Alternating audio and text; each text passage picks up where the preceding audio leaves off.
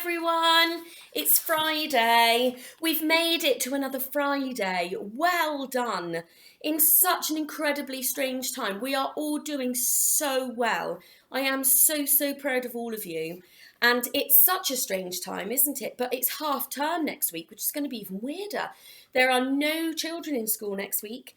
And it also means that I won't be doing any videos next week because I'm on half term as well. But there are so many videos that have been done by myself and by other staff members that if you're looking for things to do during half term, we just want to hear a nice little story, there's loads of videos that you can check back on our little Oasis Long Cross page on YouTube. So make sure you check them out if you're feeling a little bit bored or there's something you might like to do. I know that it's a little bit strange at the moment, and I know that some of us might be going back to school after half term, but school's going to look very different than it did before we broke up for the coronavirus. And I just want you to be a little bit prepared for that. And it has to look a little bit different because it's a way of keeping all of us safe. But I am so excited. Those of you that are going to be coming back, all of the staff are so excited to see you. If you're not coming back to school, we understand, and we're very sorry that we're not going to get to see you, but there will still be videos, so don't worry. You won't be missing us. We'll still be here. And keep your eyes out for the staff videos because we're going to keep those going as well. I'm really excited about today because I've got another Enid Blyton story for you. Now, I spoke to you last week about the stories that I've got from Enid Blyton, so today I'm going to read one from her book called Nature Stories. Just a short little story, but I really hope that you're going to enjoy it. So it's called The Adventurers. As last week, there's no pictures, but hopefully you can use your imagination and you can imagine what the characters look like as we read through this. The Adventurers. October days had been sunny and warm, and there were many blackberries ripe in the hedgerow. Some of the bramble leaves were turning scarlet and gold and glowed brightly when the sun shone through them. The ivy was blooming on the hedge just below the oak tree, and to it came hundreds of bluebottle flies, late butterflies, wasps, bees, and little creeping insects. It was the last feast of the year before winter set in. The swallows and the martins had revelled in the warm October sunshine, but they did not like the chilly nights.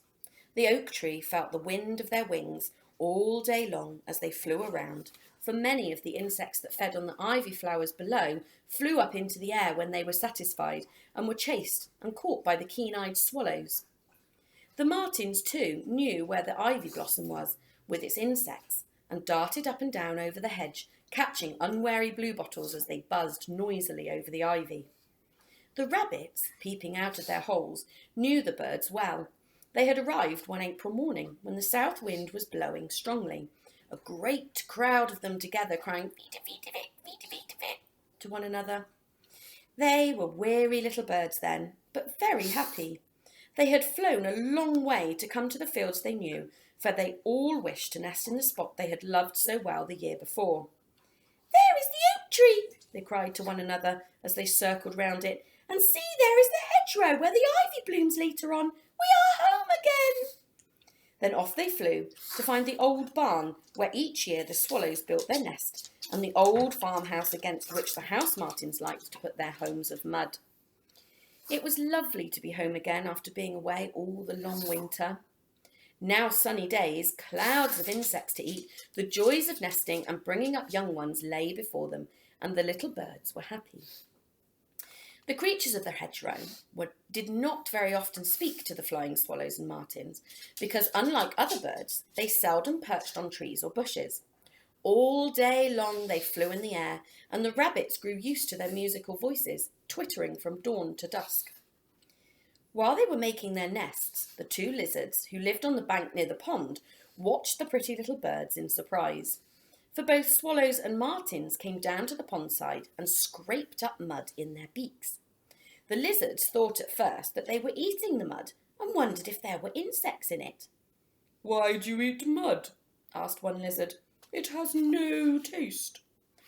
The swallow could not answer because her beak was full of mud, but another swallow, who had just flown down to the pondside, answered the lizard.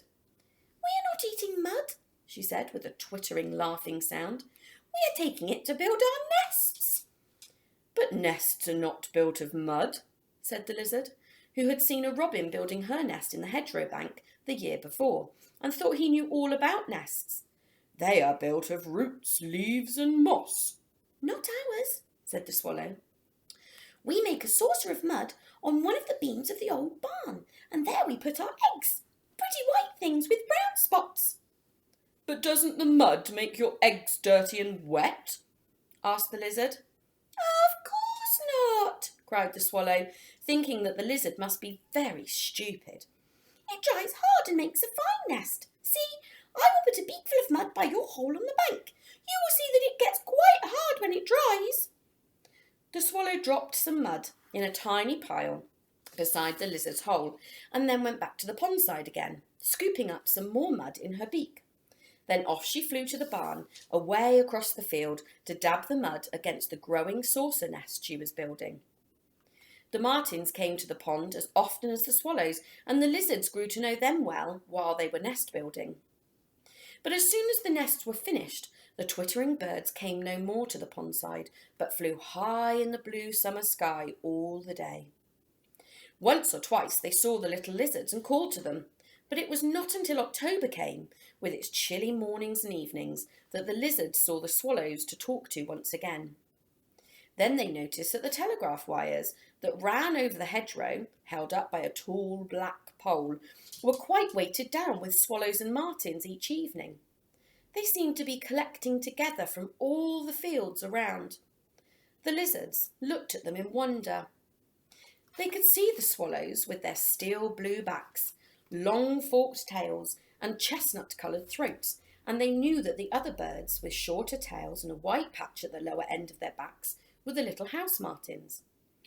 Were they all crowding together like this? "Feet, feet, feet, feet, feet, feet," cried the swallows gaily. "It is time to go." "Where to?" asked the lizards, calling out to a swallow that skimmed low over the pond trying to catch a fly. "To a warmer land," said the swallow. "Come with us." "How far is it?" asked the lizard. "Hundreds, thousands of miles," cried the swallow. "We fly with the north wind. We must go." "But why must you go?" asked the lizard. "Don't go, swallow. We like to hear your twittering." "We are going to a land where there are plenty of insects," said the swallow.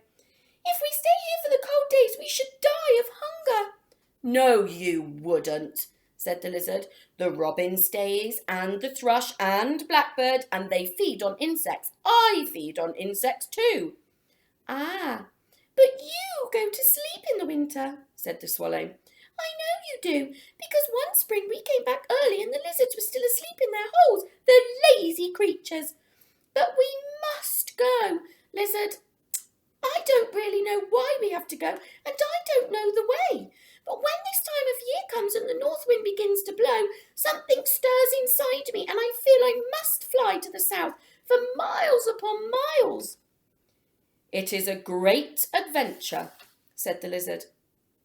"The greatest adventure in the world," answered the swallow. "We fly together in a big flock over the sea and over the land, over mountains and rivers, fields and forests. And all the time we cry to one another, for we are afraid of getting lost, especially at night or in a fog." "What if a storm comes?" asked the lizard, trembling as he remembered a great storm that had happened in the summer. "Ah, then we may perish," said the swallow. "But most of us get to the lands in the south where the sun shines all day. We love it. But it isn't our home. We don't nest there. It is just a holiday for us, that's all. We shall all be longing for the spring to come again, for then one day we shall feel homesick for the fields and hills around here. And when the south winds blow to help us, we shall go with it, back to the old barns we love so well. I shall come back to my barn, and I will call to you as I dart over the hedgerow. Then you will know I have come back. You are sure you won't come with us?" "How can I?" said the lizard impatiently. "I have no wings. Besides, I should be afraid. I am not used to adventuring as you are." "Then goodbye," called the swallow, and flew up to join his brothers and sisters on the telegraph wires. The lizard heard him excitedly twittering as he told all that had been said. The other birds twittered back, and the evening air was full of their sweet high voices. "Thank goodness they're going," said a robin suddenly looking out at the hedgerow. "They eat too many insects. Food will soon get scarce. I should drive away those swallows if they don't stay around here." "Don't get in a temper," cried the swallows, hearing his high, creamy trill. "We are going tonight, tonight, tonight." "The north wind is blowing," twittered the martins. "The sky is clear. It is time to go. We need not fly all the way at once. We can rest whenever we find good feeding grounds, for the wind is behind us. Let us go tonight, tonight, tonight." The rabbits came out to watch, and the hare stood upright in the nearby field. The hedgehog and her young ones felt the excitement too. The two lizards peeped trembling from their hole. The feathered adventurers were going on their long journey. All the animals longed to share in it. Suddenly, in their hundreds, the swallows flew into the evening air, circled around once or twice, and then, in a great cloud, flew towards the south. They called, "Goodbye, goodbye, we will come back in the spring." They were gone. Soon, not even the soft noise of their 1,000 wings could be heard.